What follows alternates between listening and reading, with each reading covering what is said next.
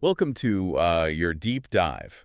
Today, we are going to be looking at the Quirky Quokka Hour, a humor podcast that I think you might find pretty interesting. Yeah, it seems like from what you've told me, you enjoy quick, engaging content and maybe a little bit of offbeat humor. So I think we're in for a treat with this one. Absolutely. It's not just about the laughs, though, right? I Yeah. mean, we'll also be kind of exploring what this podcast reveals about, like, humor trends, internet culture, and maybe even a touch of social commentary. Right, exactly. Let's dig into it. Okay, so one of the first things that struck me was the segment about a Vermont town electing a goat as mayor.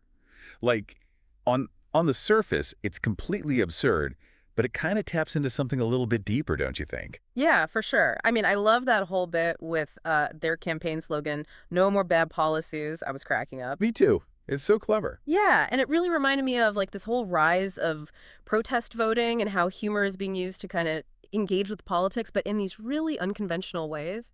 It's like a form of satire, right? Yeah. Using humor to highlight these societal issues, but in a really lighthearted and approachable kind of way. Exactly. And they took it even further, right? Like with the satirical follow-up. The goat, like, raising taxes on hay and declaring Twerk for Treats Day. It's like these layers of absurdity, and each one just adds to the comedic effect. Yeah, it's a great example of how humor can be used to make a point without being overly preachy or serious.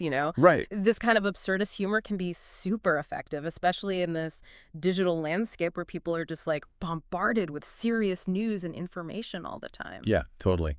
And speaking of digital humor, Yeah. I mean, the hosts, Dave and Sarah, have such a distinct comedic dynamic. Like, Dave's got the dad jokes down pat, Oh, while yeah. Sarah just, like, leans into sarcasm. It's great. Yeah, it's a classic formula that really works, like that interplay of different humor styles. But it's particularly interesting to see it, in the context of online content creation. Right. It's like they're playing with those familiar tropes, but they're doing it in a way that feels fresh and engaging for like a digital audience. You know what I mean? For sure. And I think one of my favorite segments was the rapid fire questions. Like, Sarah's answers especially had me, like, dying laughing. Like when she said the cats are silently judging everyone and pineapple on pizza is a sweet betrayal. Oh yeah, her responses are so witty. But it's more than just that. Like it's actually a glimpse into like her personality and how she views the world. I see what you mean. Like, take her answer about stocking up on toilet paper. I mean, it's self-aware humor that acknowledges the absurdity of all that early pandemic panic buying while still finding the funny side of it. That's so true. It's like she's saying, yeah, we all kind of freaked out a little bit. Looking back, it's hilarious, right? Exactly. And it resonates because so many people can relate to that experience. It's this shared cultural reference that she's using to connect with the audience on a personal level. And let's not forget her zombie apocalypse answer, right? Mhm. Like teaming up with Dave because his jokes would scare them off. Classic. That one was brilliant. It just so cleverly combines self-deprecating humor with a nod to the classic zombie trope. Yeah. Works on so many levels, which is what makes it so effective. Okay, before we move on, I have to ask about the fake sponsor break for SnackAttack. Yeah. The self-stirring cereal bowl. That tagline, I mean, yeeting oatmeal onto your ceiling, was pure comedic gold. Oh my God, that segment is like the perfect example of how online humor uses parody to satirize consumerism. Mhm. Think about all the like infomercials that we all see online. Snack Attack is just taking those familiar tropes and exaggerating them to the point of absurdity. Yeah, it's like they're holding up a mirror to our obsession with, like, you know, convenience and gadgets, but they're doing it in a way that makes us laugh. Exactly. It's a subtle critique, but it's definitely there. And the over-the-top imagery of oatmeal flying across the kitchen adds to that comedic effect. It's relatable because who hasn't had a kitchen mishap? But it's also this like commentary on how we often buy into these products that promise to solve problems that don't really exist. I know. It's amazing how much they pack into these, like, really short segments. Okay, so we've got political satire, self-aware humor, and a healthy dose of absurdity all in one podcast. But I'm kind of curious to see how they handled the bad advice corner. Oh, yeah. That's where we can really see, I think, the influence of internet meme culture, which is something I think you'll find fascinating. Let's explore that further. So, bad advice corner, right? This is where Dave suggests, like, yelling, "It's Morbin time" to escape awkward situations. It's ridiculous, but I could not stop laughing. Yeah, it's so good. Like, it's the perfect example of how internet memes have just infiltrated our language and our humor. Like, you think about Morb in Time, I mean, it came from that superhero movie. And it wasn't exactly like a critical darling or anything, but I mean, it became this ironic, absurdist meme that people use to like just poke fun at, you know, awkward or cringeworthy situations. Yeah, the meme itself like acknowledges that, sometimes all you can do is embrace the awkwardness and like Yeah. laugh it off, right? Yeah, exactly. It's like that ironic detachment, like that willingness to find humor in like failure or awkwardness. It's just like a hallmark of online humor now. It's a All right. way of like coping with this absurdity of modern life, especially in a digital world where like everything is documented and analyzed. You know what I mean? Yeah, yeah, it's like saying, yeah, this is a mess, but let's laugh about it together. Totally, totally. And then, Mhm. Sarah chimes in with her advice to like just call people Captain Awkward if you forget their name. Oh, yeah, that's a good one. Yeah, again, it's playing with that awkward humor, that like sense of social anxiety that I think so many people can relate to.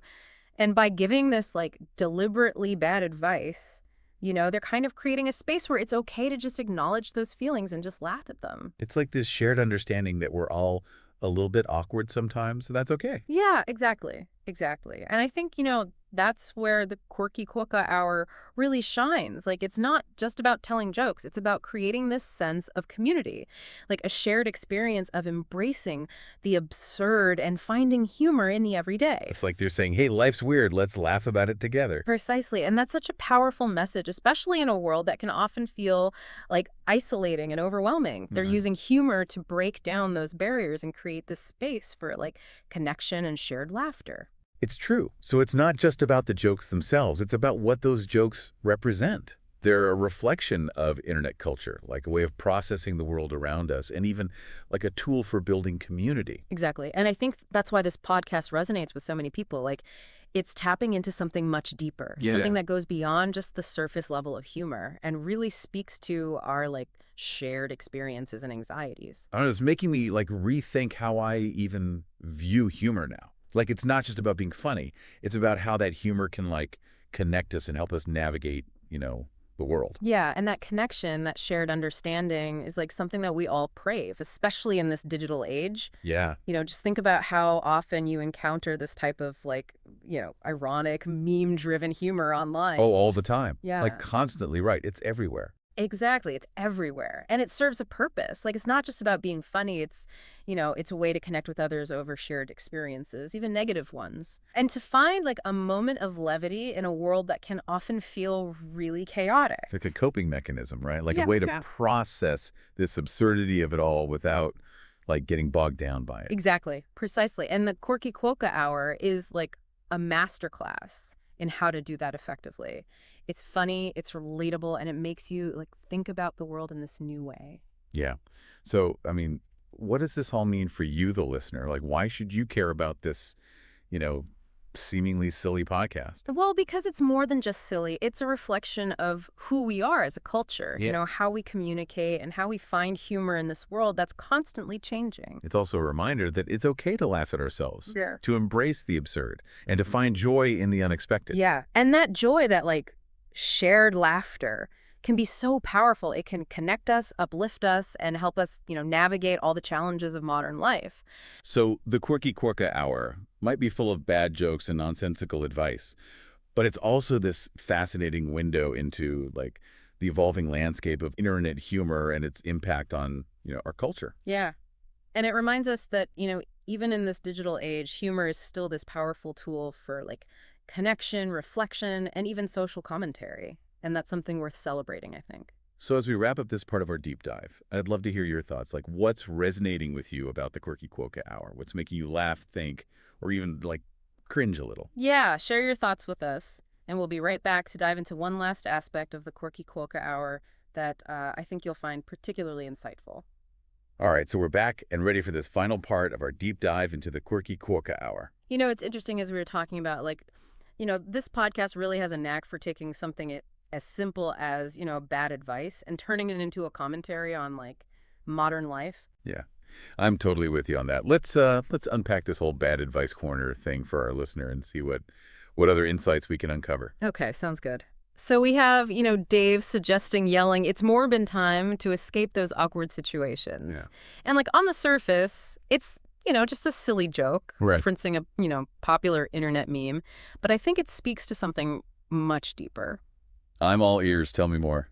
Well, think about it. This, seemingly nonsensical advice, it kind of reflects this, larger trend of using, irony and absurdity as, coping mechanisms in a world that can often just feel super overwhelming. So it's not about actually yelling, it's Morbin time, but more about acknowledging the awkwardness and finding a way to, laugh it off. Yeah, precisely. It's a way of saying, okay, yes, this is uncomfortable, but I'm not going to let it get to me.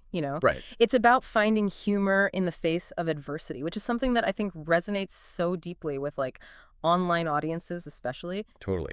And then we have Sarah's advice to call people Captain Awkward if you forget their name. Yeah. It's equally absurd, but somehow, relatable. Oh, yeah, absolutely.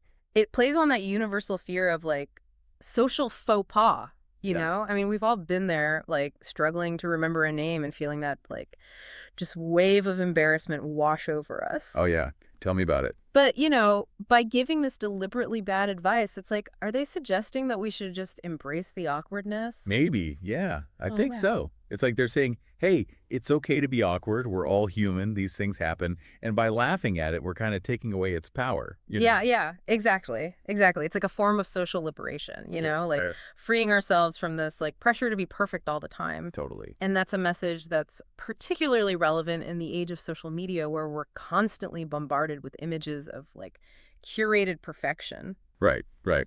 So the Quirky Quokka Hour is like using humor to challenge those expectations and create a space where it's okay to be ourselves, flaws and all. Yeah, I think that's a great way to put it. And I think that's what makes this podcast so appealing. It's authentic, it's relatable, and it reminds us that we're not alone in our awkwardness. Yeah, it's like a reminder that life is messy and unpredictable. Yeah. And sometimes the best thing we can do is just laugh at the absurdity of it all. I couldn't agree more. The Quirky Quokka Hour might seem silly on the surface, but there's a lot of depth and insight hidden beneath those layers of humor.